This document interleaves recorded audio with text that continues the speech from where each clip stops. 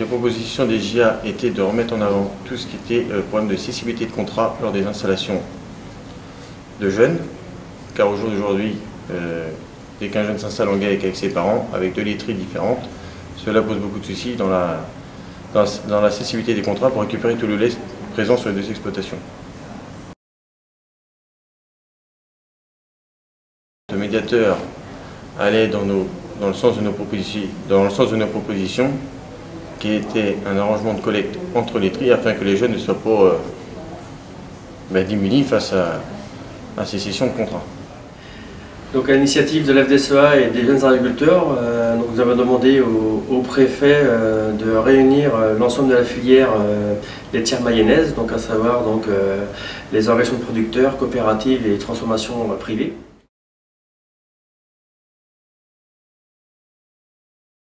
Le constat vis-à-vis des producteurs, premièrement, c'est la règle des moins 10 ans, c'est-à-dire chaque entreprise, au jour d'aujourd'hui, on a le sentiment qu'ils font le concours de celui qui paierait le moins. Et la deuxième, c'était par rapport au respect de la charte des valeurs. Donc aujourd'hui, 30% des entreprises laitières ont signé cette charte des valeurs, contre 100% de la distribution. Et donc, les producteurs comptent sur cette charte de valeur pour une meilleure répartition de la valeur ajoutée. L'attitude de la transformation envers les producteurs aujourd'hui n'est plus tenable. Nos comptes d'exploitation, notre trésorerie se dégrade de mois en mois, confirmé par les résultats de gestion qui arrivent. Je n'ai pas eu le sentiment de la part des industriels qui comprenaient la chose. Quand on fait le tour de table, ces mêmes industriels s'appuient uniquement sur l'argument qu'ils ont trop de lait. Or aujourd'hui, il a quand même été contractualisé du prix avec la grande distribution sur le marché intérieur. Et donc ce retour doit nous revenir. Nous avons demandé à travailler sur une meilleure valorisation ou une meilleure méthode de calcul du prix du litre de lait.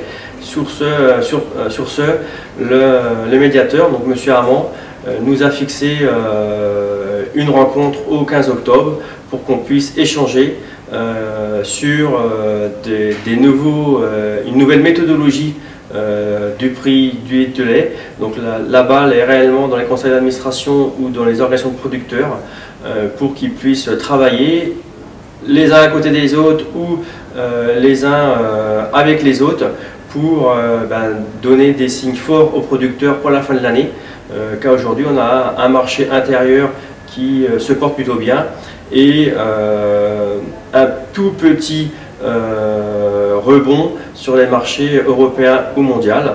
Donc maintenant on attend de comment vont réagir les industriels vis-à-vis de ça. La nouvelle positive quand même pour les producteurs de lait, aujourd'hui la loi Sapin 2 va contraindre les industriels à un accord cadre qui va donner plus de pouvoir aux OP et être un peu plus contraignant pour les entreprises les plus réfractaires à communiquer des chiffres vis-à-vis de leur organisation de producteurs.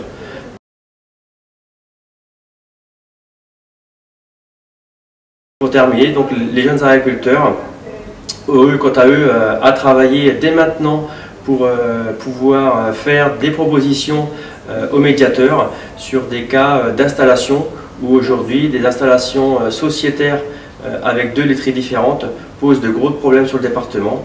Donc les JA ont un rendez-vous début septembre. Donc ça veut dire que dès cet été, il faut qu'ils travaillent sur ce dossier d'installation sociétaire avec deux laiteries différentes pour pouvoir faire des propositions au médiateur pour qu'après lui puisse aller dans différentes entreprises.